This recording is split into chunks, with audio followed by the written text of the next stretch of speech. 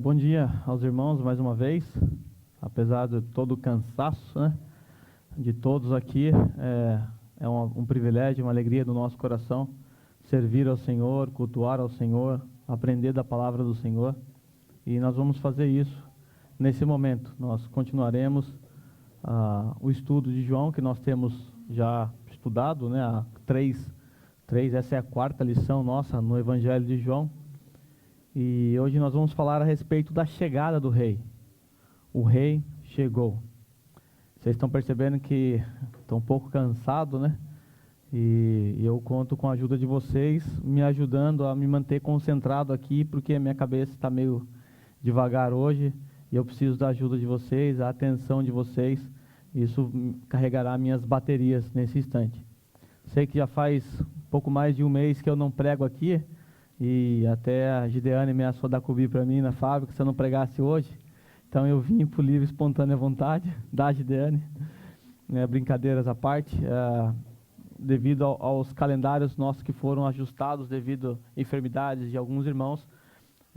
Então faz um tempinho que nós não prosseguimos nesse estudo. E para nós iniciarmos o livro de João aqui, o estudo de João nessa manhã, eu quero recapitular um pouquinho do que nós aprendemos até então para introduzi-los no sermão de hoje. Para que você entre aqui comigo e sabendo do que está acontecendo. Nós vamos falar da chegada do rei, mas quem é o rei? Não lembro muito disso aí, do que a gente aprendeu até então. O que nós vamos ver hoje é que houve um determinado momento no tempo em que o rei veio à terra, conforme nós aprendemos no sermão passado, em João 1,14. Nós vimos que o nosso rei Jesus, ele se encarnou. Ele se fez carne, veio, habitou e andou entre nós. Mas, antes de nós chegarmos na encarnação do verbo, nós vimos que João havia dado algumas descrições muito importantes a respeito de Jesus. Nós vimos que João nos diz, logo de cara, no prólogo do seu evangelho, na introdução do seu evangelho, que Jesus era Deus, Jesus estava com Deus e que Jesus é o Criador de todas as coisas. Então nós vimos que ele é Deus, que ele é alguém que se relaciona, alguém pessoal, uma pessoa que se relaciona com o outro. Nós vimos que na criação aparece muitos plurais ali, façamos o homem, a nossa imagem, a nossa semelhança, como nós temos estudado. Então Jesus é alguém que se relaciona. Nós vimos que ele é pré-existente, ou seja, ele já existia antes mesmo de ser concebido por Maria. Nós vimos que ele é aquele Logos que foi apresentado para nós no segundo sermão, que desemboca em uma divindade. Então qual é o conceito que nós temos de Jesus até então? Ele é Deus, ele é o Criador de todas as coisas, ele é eterno, ele tem todos os atributos próprios de Deus. Esse é Jesus.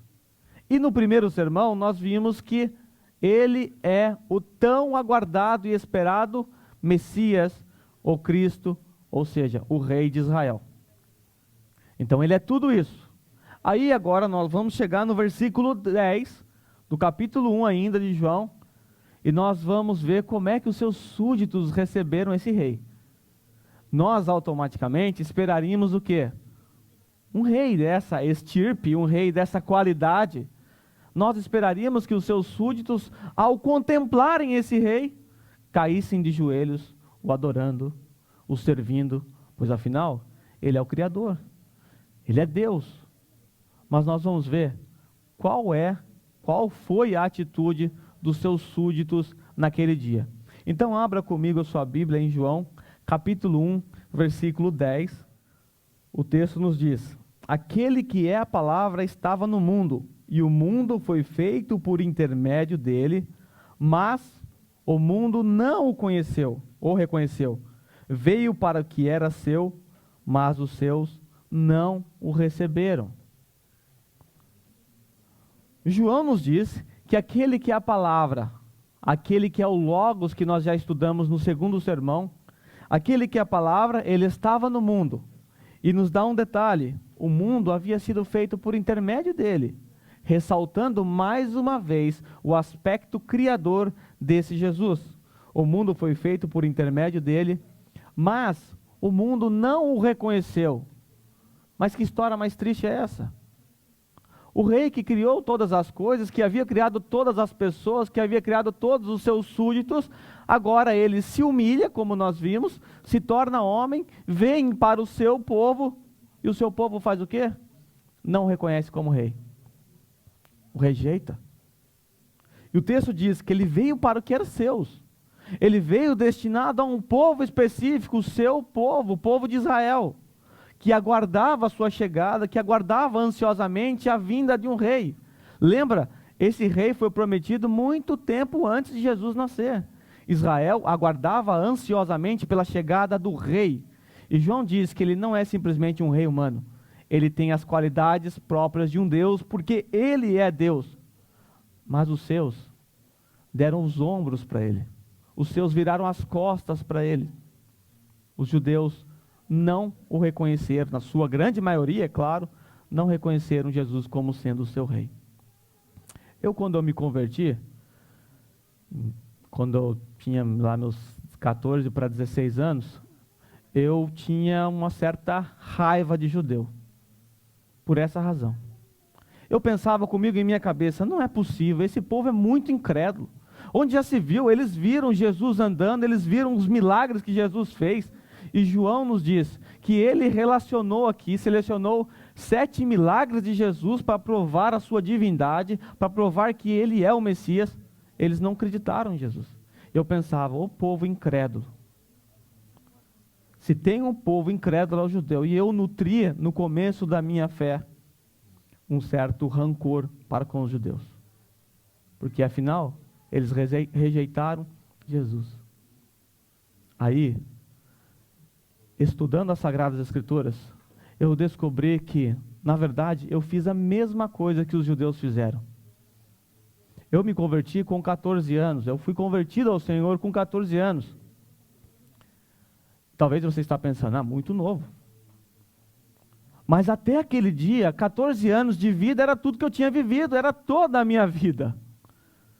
E eu passei esses 14 anos da minha vida fazendo como os judeus fizeram, virando as costas para Jesus. Mas espera aí, você era apenas um adolescente, você não deveria ter feito tanta coisa ruim. Aí que você se engana. Até os 14 anos de idade, eu vivi uma vida que você nem queira saber. Uma vida de profunda imoralidade sexual, de promiscuidade. Eu vivi uma vida terrível de pecado. E toda a minha vida, até os 14 anos, foi exatamente igual a dos judeus, rejeitando a palavra de Deus, rejeitando Jesus. Então não há nenhuma razão para você ter ódio dos judeus, para você olhar para os judeus e pensar, povo incrédulo, porque você também foi incrédulo, tanto quanto os judeus, até o dia da sua conversão. Eu lembro que eu chorava, com 14 anos, eu chorava desesperadamente, porque eu não havia me convertido antes, era meu pensamento.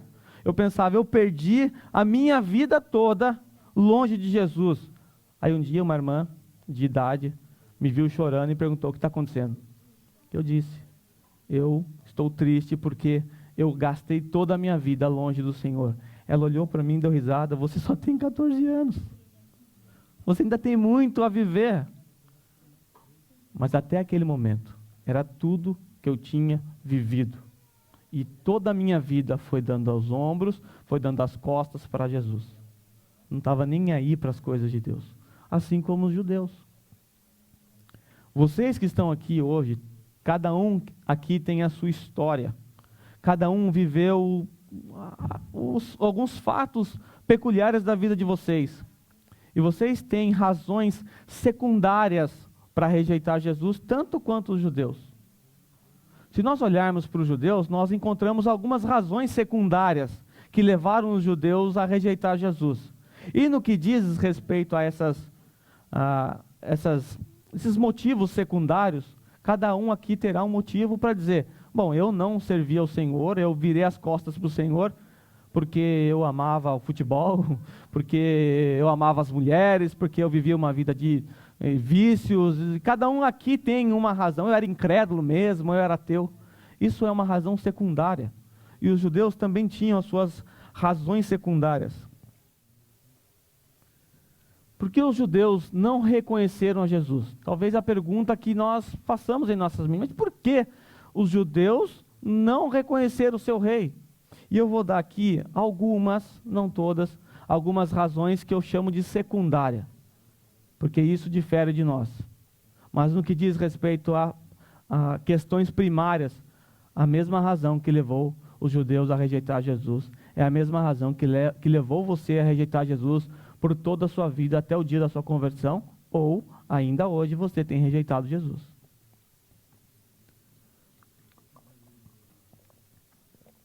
Primeiro, por questões políticas. Quando nós olhamos para o rei Davi, porque Jesus ele é prometido rei segundo a descendência de Davi, um rei que se assentaria ao trono do rei Davi. E quando nós olhamos a política imposta pelo rei Davi, foi uma política de domínio, de governo, de poder com braços fortes, de conquista de nações, domínio sobre as outras nações. Aí nós podemos dizer o seguinte: os judeus, ao olhar para Jesus, andando na terra, percebendo que Jesus não havia ainda tirado o jugo do Império Romano dos ombros dos judeus. Eles estavam ainda debaixo do Império Romano, sendo subjugados por eles, e eles esperavam que quando o seu rei viesse, esse rei ia levantar a sua tropa, todo o seu exército, e vencer o Império Romano, tirar o povo judeu debaixo do jugo dos gentios. E Jesus não fez isso. Muito pelo contrário, Jesus ainda se sujeitou ainda ao Império Romano, pagou tributos ao Império Romano, disse que deveríamos dar a César o que é de César. Talvez por razões políticas os judeus olhassem isso tudo e falavam: esse não pode ser o nosso rei. Porque se fosse Davi, coitado do Império Romano. Nós colocaríamos eles todos para fora. Ele não é o Messias. Não reconhecemos ele como Messias. Talvez por questões de religião mesmo. Quando nós olhamos para Jesus, nós vamos perceber que Jesus constantemente confrontava os religiosos judeus da época. Nós vamos ver que sempre Jesus está em atrito com eles, questionando os ensinamentos que os religiosos estavam sobrepondo à lei de Moisés. E Jesus confronta o tempo inteiro a religiosidade deles. Por essa razão, os judeus não iam recebê-lo, não iam reconhecê-lo como sendo o seu Messias, pois afinal, o que esse mestre está ensinando aqui é diferente do que os nossos mestres têm ensinado. Pode ser uma razão que levou os judeus a rejeitarem Jesus. Talvez a vida social de Jesus, o estilo de vida que Jesus tinha. Se nós observarmos, algumas vezes Jesus se assentava no meio de publicanos e pecadores. E ele era fortemente criticado pelos judeus por causa disso. Esse Jesus se assenta com publicanos e pecadores, pessoas das piores estirpes da época. Isso trouxe um certo desconforto aos judeus. Esse não pode ser o nosso rei. Nosso rei não se assentaria no meio dessa plebe, no meio dessas pessoas. Nosso rei não faria isso. Essas são as razões secundárias que levaram os judeus a rejeitar Jesus. Talvez você não tenha esse problema. Você nem sabia da política, talvez, você nem se preocupava com religião, e talvez estilo de vida é uma coisa que você não se preocupou, e nem é por causa disso que você rejeitou Jesus. Mas a questão primária que levou os judeus a rejeitarem a Jesus é a mesma que levou você, que me levou durante 14 anos a rejeitar o meu Senhor. É a sua natureza caída, a natureza pecadora, a natureza de Adão que habitava e que habita ainda hoje em você. Essa natureza de Adão, ela fez com que você virasse as costas para Jesus, assim como todos aqueles judeus fizeram. Então, se nós colocarmos na balança, nós e os judeus, estamos na mesma posição.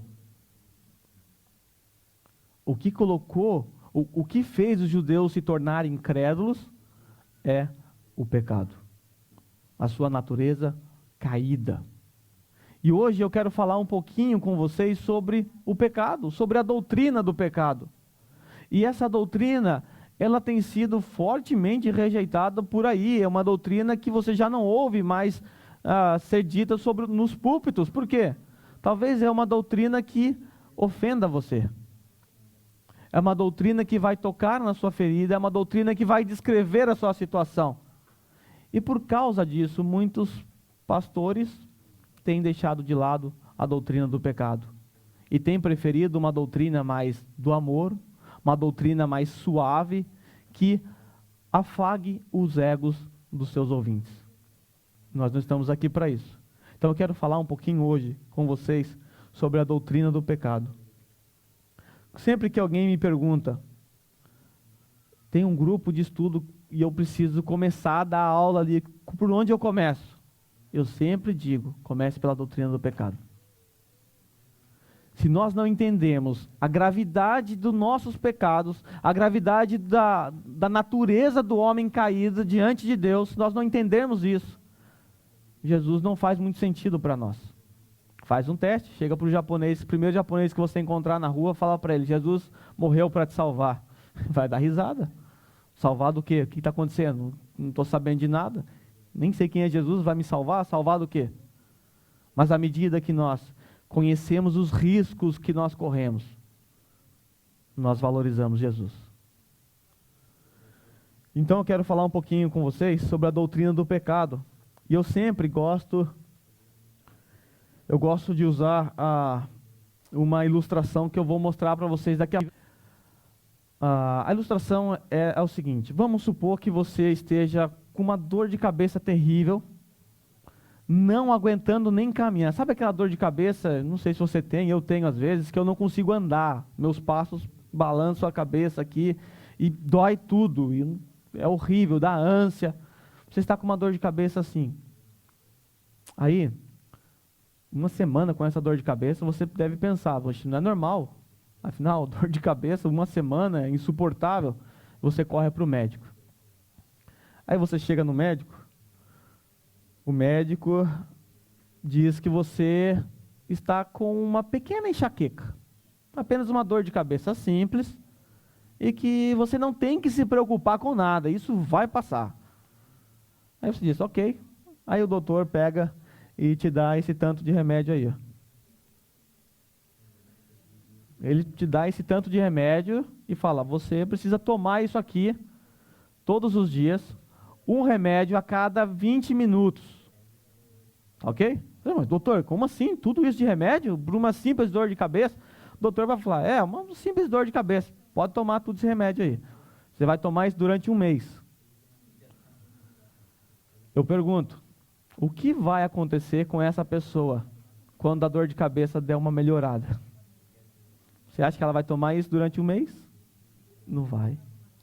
Ela vai tomar os primeiros dias, as primeiras horas certinho, a dor de cabeça começa a melhorar, já esquece de tomar a cada 20 minutos, toma a cada 2 horas. Tenho certeza, sarou a dor de cabeça, no terceiro dia, ninguém mais toma remédio. E em casa é assim, o médico dá remédio para uma semana, sempre sobra um monte de remédio lá, é assim? Aí todo mundo. Mas, se você fosse no médico, com essa mesma dor de cabeça terrível, e o médico chegasse para você e falasse, olha, isso que você tem, eu vi aqui no raio-x que eu fiz aqui, você está com um tumor.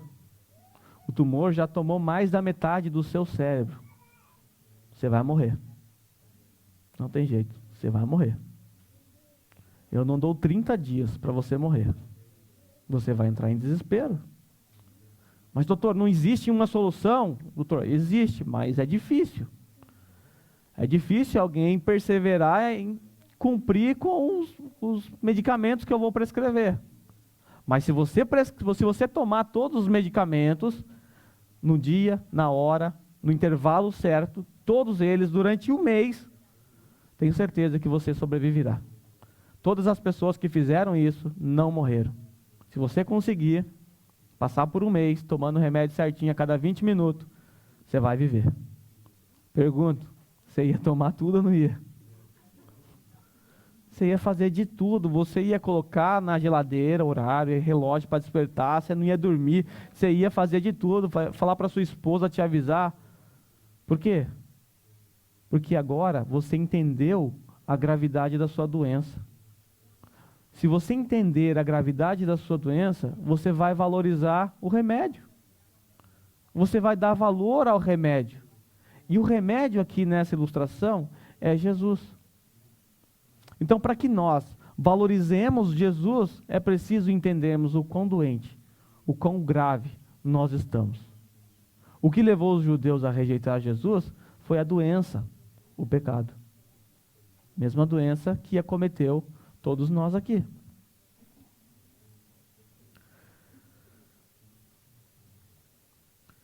Eu quero dar uma definição de pecado, porque se eu perguntar aqui o que é pecado, talvez nós vamos ter várias respostas aqui. E todo mundo parte de uma definiçãozinha básica. Pecado significa errar o alvo. Tá, mas e daí? É um significado muito amplo também. O que eu quero fazer é trazer uma definição de pecado que vai dividir as categorias que estão por detrás do pecado e vai nos fazer entender um pouquinho melhor. Vamos lá, o que é pecado? Pecado é deixar de se conformar à lei moral de Deus, seja em atos, atitudes, seja em natureza. Pecado é deixar de se conformar à lei moral de Deus, seja em atos, atitudes ou natureza. 3 coisas. Tá? 3 coisas. Pecado é quando você deixa de se conformar à lei moral de Deus em atos e atitudes. O que é isso? Parece ser a mesma coisa, né? Atos e atitudes parece a mesma palavra. Atos pecaminosos são aquelas ações que você faz com o seu corpo, com os seus braços. Por exemplo, você chega e mata alguém. É um ato pecaminoso. O seu pecado, ele exterioriza de maneira que afeta o outro. Você deu um tapa no rosto de alguém. Você mentiu para alguém. Então, uma atitude pecaminosa, um ato pecaminoso é isso. E atitude pecaminosa são aqueles pecados que ficam aqui, ninguém vê. Más intenções, más pensamentos. Por exemplo, você cobiçou o carro de alguém, é um pecado, é uma atitude pecaminosa. Mas o carro continua lá. Não cai pedaço do carro, não aconteceu nada.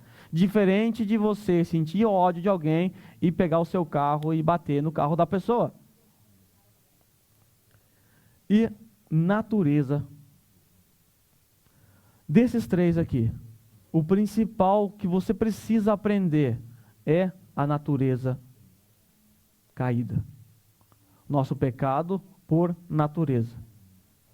Por quê? Porque todos os outros, os atos pecaminosos e as atitudes pecaminosas, elas são frutos, na verdade, da nossa natureza. Então não adianta nós tratarmos os atos e as atitudes das pessoas. Isso se chama moralismo. Isso não resolve o problema, porque o problema está na raiz. O problema está na natureza. O que nós vemos por aí? Nós vemos muitas igrejas e muitas pessoas aconselhando pessoas com atitudes e atos pecaminosos de maneira plenamente moralista. Chega um incrédulo para visitar a igreja, começa a participar dos cultos, aí você descobre que esse incrédulo, ele é um adúltero. Ele tem a sua família, mas ele tem aí outras mulheres por aí. Ele tem uma outra família por aí. Ele é um adúltero. A atitude dele é uma atitude pecaminosa. Seus atos também são pecaminosos. Aí a igreja, os irmãos, vai tratar os atos e as atitudes dele. Ele é um incrédulo. Aí você chega para o incrédulo e diz assim: ô meu amigo, abandona essa vida, cara. Volta para sua esposa, sua família é linda. Ele pega, abandona tudo isso e volta para sua esposa. Parece legal, mas isso é moralismo. Não é esse o seu foco, não é esse o objetivo do cristão. Ainda que seja moralmente bonito fazer um cara voltar para sua esposa, abandonar a vida, você não resolveu o problema dele. Agora ele era um infiel condenado ao inferno por causa da sua natureza. Voltou para sua esposa. O que ele é agora? Um cara fiel condenado ao inferno. Não mudou nada. Porque você está tratando de atos e atitudes pecaminosos. Por isso algumas igrejas criam regras. Não pode isso, não pode aquilo outro. Mas não é assim que se trata. Nós temos que tratar a raiz. Porque a raiz é que é contaminada. Como nós já vimos, você pode até maquiar um fruto. Acho que foi no Alicerces Firmes, alguém perguntou. Você pode até maquiar uma árvore, né? Você pode pendurar maçã numa árvore de jaca. Você pode pendurar maçã ali e falar para quem não conhece que aquilo é um pé de maçã. Mas você não pode enganar essa pessoa por muito tempo. Aquele fruto vai apodrecer e vai cair. Todo mundo vai ver, isso aqui não é um pé de maçã. Isso é pé de qualquer outra coisa, menos de maçã. Por quê? A raiz daquela árvore, a essência dessa árvore não é maçã, é outra árvore. Então por isso eu quero falar com vocês um pouco sobre essa natureza caída. Essa natureza que nós herdamos incondicionalmente.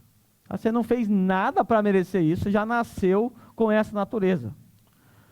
E nós vamos ver alguns textos que vão corroborar com isso. A origem do pecado nos leva para Gênesis capítulo 3, que nós temos estudado também em Alicerces Firmes, e nós ouvimos um pouco disso na palestra de ontem. E quando nós lemos Gênesis capítulo 3, nós encontramos a resposta para de onde veio o pecado, como o pecado adentrou a terra. E quando nós olhamos para Gênesis capítulo 3, nós descobrimos que Deus havia criado tudo perfeito, tudo em perfeita harmonia. Deus havia colocado um casal no jardim, colocado uma árvore, dado uma ordem, dizendo a eles que eles não podiam comer daquele fruto. E a história bíblica nos mostra que uma serpente, Satanás, começou a destilar seu veneno sobre o casal. A mulher comeu o fruto, deu ao seu marido comeu, e assim estabeleceu o pecado na raça humana. Como nós temos visto em Alicerces Firmes, a partir de Adão, já a Bíblia nos mostra que os primeiros filhos de Adão já nasceram totalmente corrompidos pelo pecado. Nós temos já de cara um assassinato. Por quê? Porque a partir de Adão, todos que nascem seres humanos, se você aqui é ser humano, eu estou falando de você, todos que nascem seres humanos, nascem com a sua natureza caída, contaminada. Nasce doente. É uma doença hereditária. É uma doença que está em você. Alguém uma vez disse assim, mas isso não é justo, eu não pedi para nascer pecador. Eu disse, eu não pedi para ser careca. Meu pai eu não pedi para ser.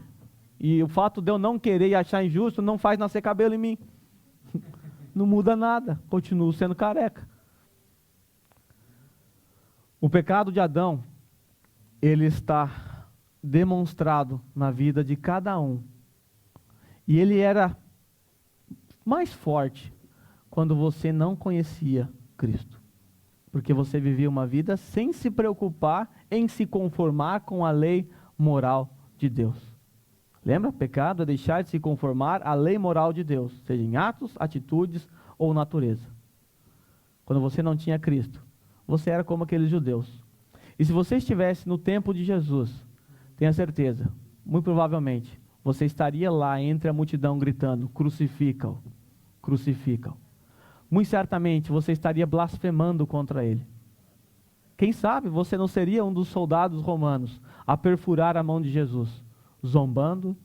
Quem sabe você não estaria a colocar a coroa de espinho, a bater em sua fronte com um pedaço de cana.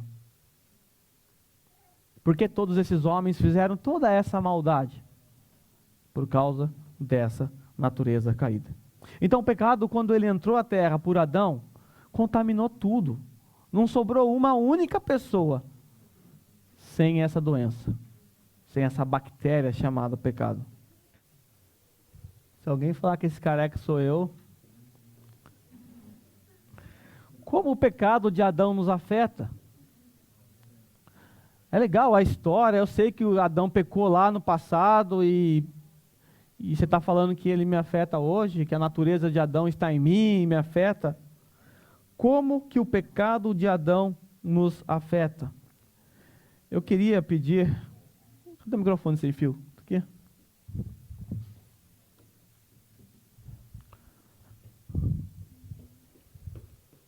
Quero pedir a participação de alguns irmãos voluntários para ler para mim, alguém aí, Romanos 5:12, e eu quero ver como o pecado de Adão nos afeta. Romanos 5:12 vai nos mostrar de que forma o pecado de Adão nos afeta. Portanto, assim como o pecado entrou no mundo por um só homem, e pelo pecado a morte, assim também a morte passou a todos os homens, pois todos pecaram. Assim como o pecado entrou no mundo por meio de um homem, e esse pecado passou a todos os homens, porque todos pecaram. E a consequência que o texto nos traz? O que o texto diz? Que passou a todos os homens a morte. A morte passou a ser própria dos homens por causa do pecado. E essa foi uma promessa feita lá no Jardim do Éden. Deus disse: no dia que vocês comerem da árvore, certamente vocês vão morrer. E nós, ao olharmos para aquele texto, nós sabemos que se trata da morte eterna e de morte física. Por quê? Depois daquele episódio, todos os homens passaram a ir para a sepultura, a morrer.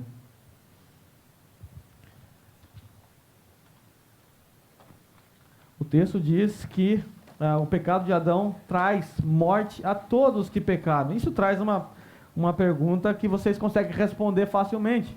Existem pessoas que não pecam?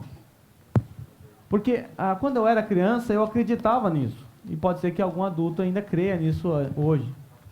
Eu acreditava que era possível você viver uma vida sem cometer um único pecado aqui na terra. Existem pessoas que não pecam? Romanos 3:23, por favor, alguém pode citar de cor se souber. Pois todos pecaram e carecem da glória de Deus. A Bíblia diz que todos pecaram. Todos pecaram, sem exceção. Não existe um ser humano na face da terra, com exceção do nosso Senhor Jesus, que não tenha pecado. Portanto, nós estamos aqui numa reunião de pecadores. Todos nós aqui somos pecadores. Todos nós ainda hoje temos aqui, isso é, sem exceção, todos nós aqui hoje temos a natureza de Adão em nós. Alguns, por terem sido convertidos a Cristo, possuem a natureza de Cristo. Mas todos aqui possuem, com certeza, sem dúvida, a natureza de Adão. Porque todos aqui pecaram. Qual é a condição da pessoa que ainda não crê no Filho de Deus? Nós vimos que os judeus não creram em Jesus. Os judeus, eles rejeitaram Jesus. Você também fez isso. E muitas pessoas têm feito isso. Qual é a condição da pessoa que ainda não crê no Filho de Deus? João 3:36. Quem crê no Filho tem a vida eterna, mas quem rejeita o Filho não verá a vida, mas a ira de Deus permanece sobre ele. O texto é muito claro. Quem crê no Filho, esse tem a vida.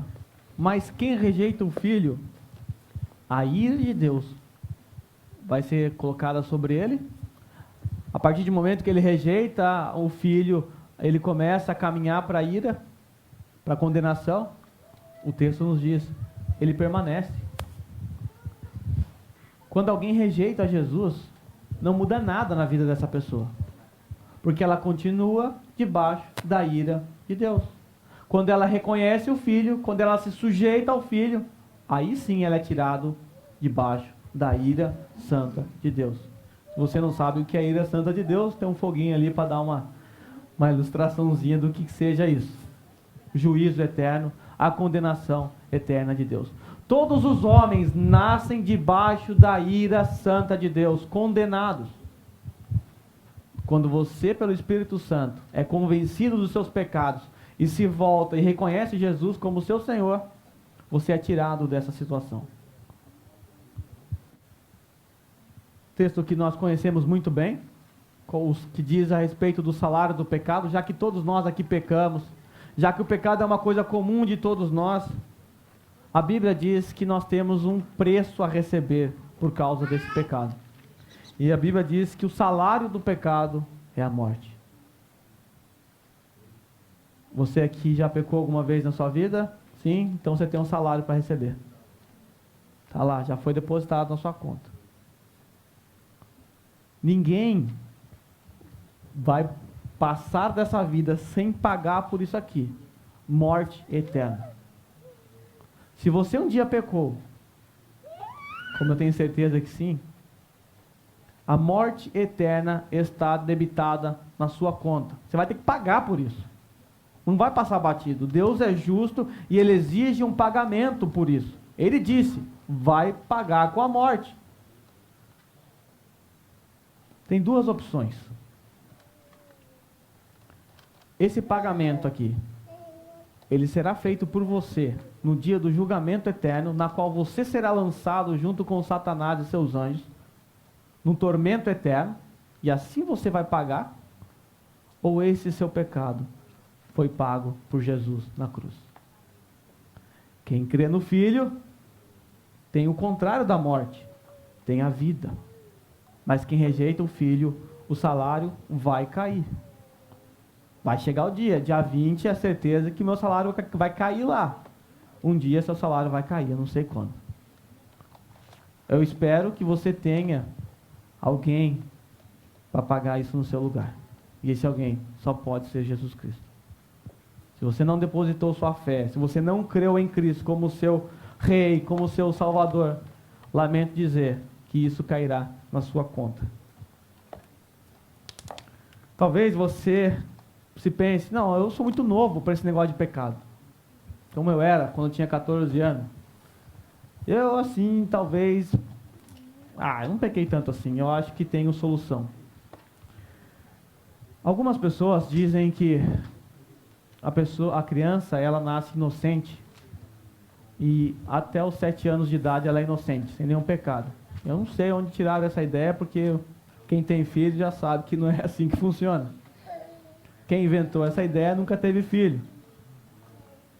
Isso é fruto do romanismo, como nós sabemos. Mas as pessoas dizem, existem pessoas inocentes, que nascem inocentes, depois elas se tornam pecadoras. Isso não é o que a Bíblia nos ensina. A Bíblia nos mostra, através do rei Davi, Davi nos diz aí com quantos meses de idade a criança se torna pecadora. E nós vamos ver em Salmo 51, 5, Felipe.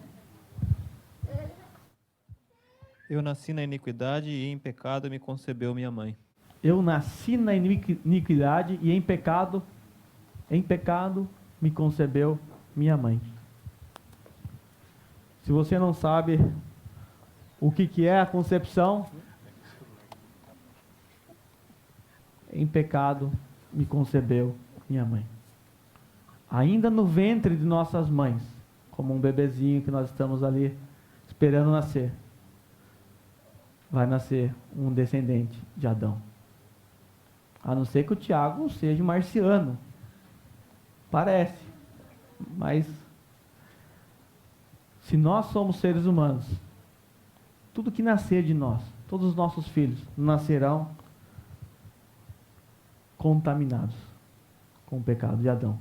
Nascerá um Adãozinho. Como eu sempre digo, se você planta banana, nasce banana. Se você plantar laranja, nasce laranja. Se você plantar ser humano, nasce pecado. É o fruto natural dos seres humanos, é produzir pecado. Quando a gente olha para um bebezinho que está no colo da Jaque, pequenininho, bonitinho, você fala, não é possível. Não é possível que seja pecador. A diferença do bebezinho, que é talvez o mais novo aqui seja o bebezinho, e o Paulão, que é o mais velho aqui, a diferença é a mesma diferença entre uma muda de banana e um pé de banana bem velho. Qual que é a diferença? A diferença é que a mudinha ainda não teve tempo de produzir banana. E aquele pé velho já produziu muita banana. Você olha, nossa, quanta banana esse cara produz. Mas, Quando você olha, os dois são pés de banana. A raiz dos dois é a mesma. Os nutrientes que fluem do seu tronco, do seu caule, é a mesma espécie. No tempo certo, na hora certa, não vai demorar muito, eu digo por experiência, essas pequenas mudas produzirão bananas. Quem é pai, que está todo mundo assim, produzirão bananas. Vamos lá, eu disse que nós estamos doentes, com uma enfermidade muito grave, nós chegamos no hospital, o doutor já receitou todo aquele remédio, mas você quer saber o diagnóstico. Tá, eu estou doente, mas me explica que doença é essa. Eu quero saber até onde está contaminado aqui o meu organismo, o meu corpo, eu preciso saber. Aí nós vamos ler agora Romanos capítulo 3, versículo 10 a 18. E, por favor, leiam rápido para mim. Como está escrito, não há um justo, nenhum sequer. Não há quem entenda, não há quem busque a Deus. Todos se extraviaram, a uma só fizeram inúteis. Não há quem faça o bem, não há nenhum sequer. A garganta deles é sepulcro aberto, com a língua urdem engano, veneno de víbora está nos seus lábios. A boca eles a têm cheias de maldição e de amargura. São os seus pés velozes para derramar sangue. Nos seus caminhos há destruição e miséria. Desconheceram o caminho da paz. Não há temor de Deus diante dos seus olhos. Nós estamos vendo uma descrição que a Bíblia faz a respeito de cada um de nós, a respeito do homem. E a Bíblia começa nos dizendo no versículo 10 que não há um, que está aí no versículo 10? Justo. Não há um justo sequer, nenhum justo sequer. Talvez na sua mente alguém justo seja aquele cara que achou a carteira no chão do velhinho, pegou e entregou. Olha, esse cara é justo. Essa palavra justo não tem nada a ver com esse tipo de ser justo, ser alguém correto, íntegro.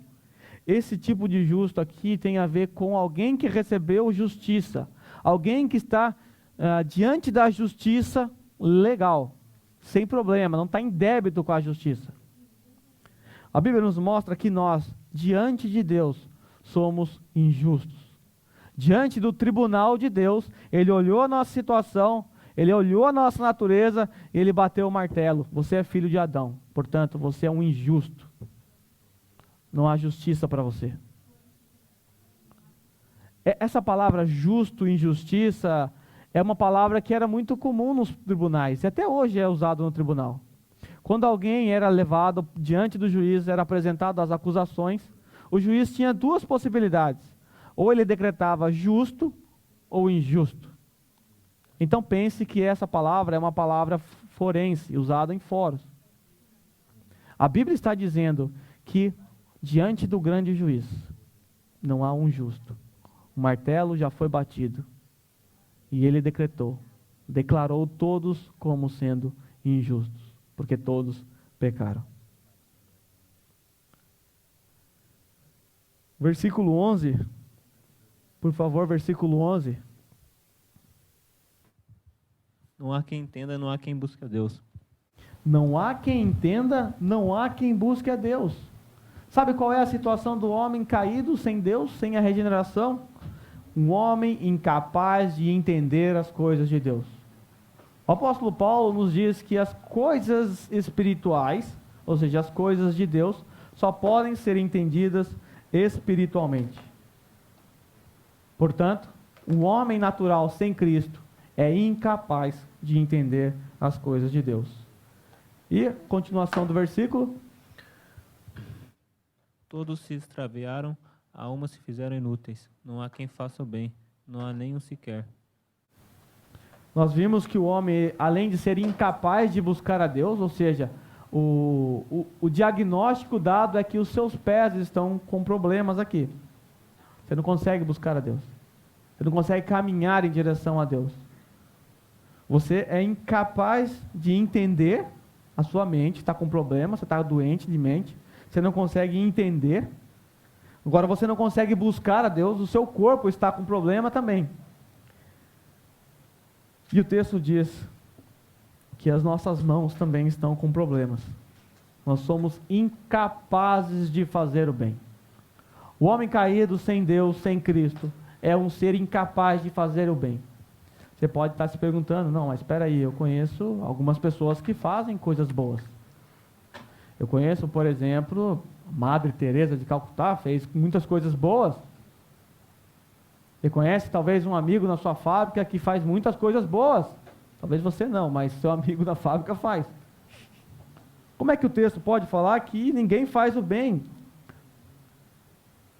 Todo o bem que nós fazemos, a parte de Cristo, é apenas uma aparência de bem. Por quê? Porque é um bem apresentado, manchado pelo pecado. O exemplo que eu gosto de dar, que eu peguei num debate, a Nina, ela fez uma torta para nós maravilhosa. A torta deliciosa, todo mundo quer comer. Isso é uma coisa boa, não é? Uma torta da Nina. E aí você olha, muito bom. E a Nina vem servindo essa torta para nós. Só que o problema é que a Nina, antes de chegar até nós, ela caiu no esgoto. Cheia de fezes. Ela está fedendo, nojenta, ela está podre. Com aquele fedor horrível.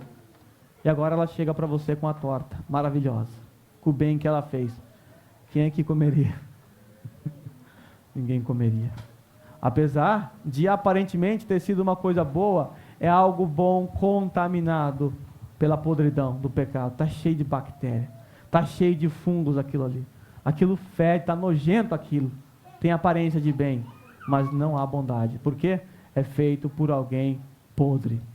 Não que só a Nina é podre, todo mundo é podre aqui. Tá? Próximo versículo. A garganta deles é sepulcro aberto, com a língua urdem engano, veneno de víbora está nos seus lábios.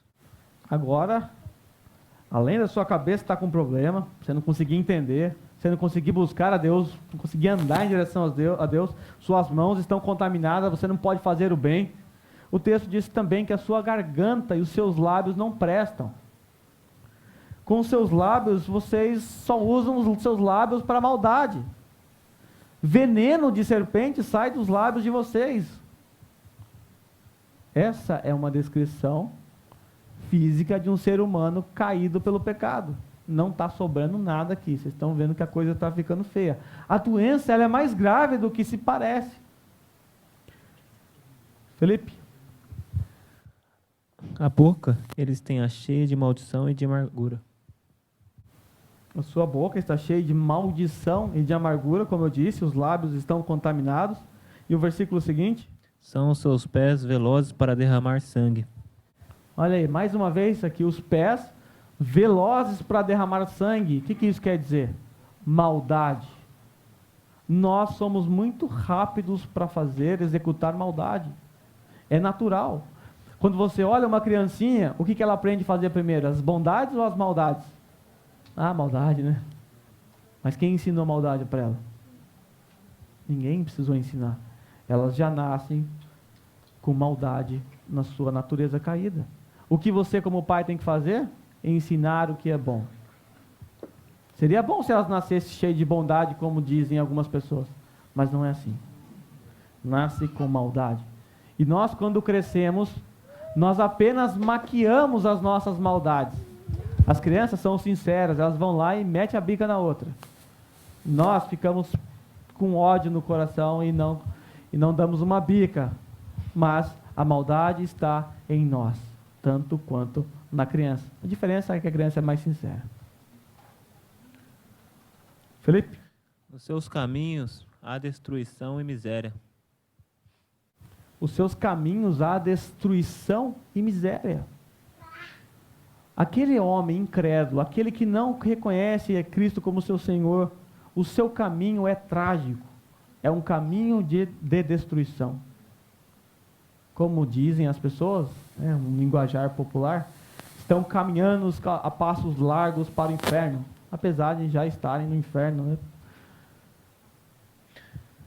Os seus passos caminham em direção à ruína.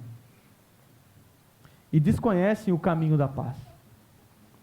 Esse Rei Jesus, ele veio proporcionar a paz. Nós já aprendemos aqui que havia inimizade entre nós e Deus, nós éramos inimigos de Deus. E Jesus na cruz estabeleceu a paz. Esses homens são incapazes de desconhecer, eles desconhecem o caminho da paz. Não há temor de Deus diante de seus olhos. E por último, não temem a Deus. Não há temor de Deus diante dos seus olhos. Agora, você também está com o olho ruim. Você não teme a Deus. Se você olhar a vida de um incrédulo qualquer aí fora, é uma vida de alguém que não se importa com Deus. Era assim a nossa vida antes de Cristo nos resgatar. Vivíamos uma vida que só pensava em si mesmo. Só pensávamos em nós mesmos. Nós não tínhamos temor de Deus. Fazíamos o que queríamos a nosso bel prazer. Por quê? Porque nós, no nosso coração, como um tolo, dizíamos: não há Deus. E vivíamos como se Ele não existisse. Portanto, aquele que não é salvo, ele vive sem temor de Deus. Agora dá um salto em Efésios, capítulo 2, versículo 1 e 3, o apóstolo Paulo continua nos dando a descrição da raça humana. A descrição da nossa enfermidade, da nossa doença. Efésios capítulo 2, 1 e 3. Felipe, lê o versículo 1 para mim, por favor. Ele vos deu vida, estando vós mortos nos vossos delitos e pecados. Ele nos deu vida, estando nós mortos em nossos delitos e pecados. A Bíblia nos diz que todo homem sem Cristo é morto em seus delitos e pecados. Essa é a descrição que ele começa nos dando aqui. Próximo versículo. Nos quais andaste outrora, segundo o curso deste mundo, segundo o príncipe da potestade do ar, do espírito que agora atua nos filhos da desobediência. Além desse homem estar morto espiritualmente, não poder reagir a qualquer coisa, porque está morto, a Bíblia nos diz que ele é um morto que vive, mas ele vive segundo a presente ordem deste mundo. Ele vive satisfazendo os seus próprios desejos. E esse viver segundo a presente ordem deste mundo está implícito nesse texto, que ele vive de acordo com os domínios, de acordo com o comando de Satanás e seus demônios. Ele vive guiado por eles. E o texto continua nos dizendo: entre os quais também todos nós andávamos outrora, segundo as inclinações da nossa carne, fazendo a vontade da carne e dos pensamentos, e éramos por natureza filhos da ira, como também os demais. Se por um lado nós vivemos segundo a presente ordem desse século, segundo os ditames de Satanás, e você pode dizer: então não é culpa minha, é culpa dele, ele que fica me tentando. O texto nos diz que o homem sem Deus, o homem separado de Deus pelo pecado, é alguém que vive satisfazendo a vontade da carne, vive satisfazendo os seus desejos pecaminosos. Ele vive para isso. Todo homem sem Cristo, toda mulher sem Deus, é alguém que vive para satisfazer o seu eu, satisfazer os seus desejos, satisfazer os seus pecados, suas vontades pecaminosas. Tudo isso é terrível. Toda essa descrição, ela é horrível. Mas sabe aquela doença final que fica guardada para o médico dar o diagnóstico no final e falar: você está com um problema no olho, você está com um probleminha aqui na coluna, nas pernas, nos braços, você já começa a entrar em desespero, está com problema em tudo isso. Aí chega no finalzinho, está lá em vermelho, bem destacado, um diagnóstico final. E o médico pede calma para você, diz: se assente, se prepare. Aí o restante do versículo vai nos dizer qual é esse diagnóstico. Entre os quais também nós andávamos outrora, segundo as inclinações da nossa carne, fazendo a vontade da carne e dos pensamentos, e éramos por natureza filhos da ira, como também os demais. Éramos como os outros, merecedores da ira. Éramos por natureza, na natureza, merecedores do quê? Da ira. Pensa só, você nasce com a natureza de Adão, uma natureza caída. E a Bíblia diz que por causa dessa sua natureza, você é alguém que merece a ira. Por que as pessoas merecem o inferno? Talvez você pense, porque elas cometem pecados. Não, elas cometem pecados porque elas possuem uma natureza. Mas o que arrastam essas pessoas para o inferno é a sua natureza. Elas serão julgadas conforme os seus atos e atitudes pecaminosas. Isso sim acrescentará ainda juízo sobre elas. Mas não é e não são seus atos e suas atitudes que colocaram elas lá. Mas sim a sua natureza. Somos por natureza merecedores da ira. Por natureza, merecedores do castigo eterno, do juízo eterno de Deus. Por essa razão, a igreja tem que tratar no âmbito da raiz, não no âmbito das atitudes, das ações. Todas as vezes que há pecados, todas as vezes que pessoas cometem pecados entre nós, nós nunca devemos apontar para os atos e atitudes pecaminosas tentando corrigir isso. Nós devemos olhar a natureza. Se é alguém convertido, nós devemos suplicar ao arrependimento, porque tal pessoa possui uma nova natureza. Se é alguém não convertido, nós suplicamos para que se arrependa dos seus pecados e creia em Cristo, para que a sua natureza seja transformada. Do contrário, seus atos e suas atitudes pecaminosas não serão mudados. E não há esperança de mudança de atitudes e atos pecaminosos, se a natureza não for mudada primeiro. Por isso, não seja moralista. Na sua mensagem, na sua pregação, não seja moralista. Não ataque pecados alheios. Ataque sim a natureza. Porque ao atacar a natureza alheia, você também estará atacando a sua. Porque meus atos e minhas atitudes pecaminosas são diferentes das de cada um de vocês. E é muito fácil eu subir aqui e apontar o dedo para vocês naquilo que vocês cometem, que eu não cometo. É fácil, eu não cometo? Mas a nossa mensagem é uma mensagem que visa tratar a raiz, porque a raiz sua está corrompida, assim como a minha. Assim como você precisa de Cristo, do Espírito Santo, ajudando você a se manter firme, a não produzir atos e atitudes pecaminosas, eu também preciso disso. Portanto, fuja do moralismo. Fuja de pregações moralistas. Fuja de igrejas moralistas. Porque o verdadeiro evangelho, ele trata o foco da doença, a raiz. Mas quando nós olhamos para toda essa descrição nossa, e raio-x que foi apresentado da raça humana, nós vemos que nós somos apresentados como um homem pecadores, injustos, diante de um Deus justo. E se Deus é realmente justo, Ele tem que punir pecadores. Juiz que não pune pecadores, juiz que não pune criminosos, não é um bom juiz.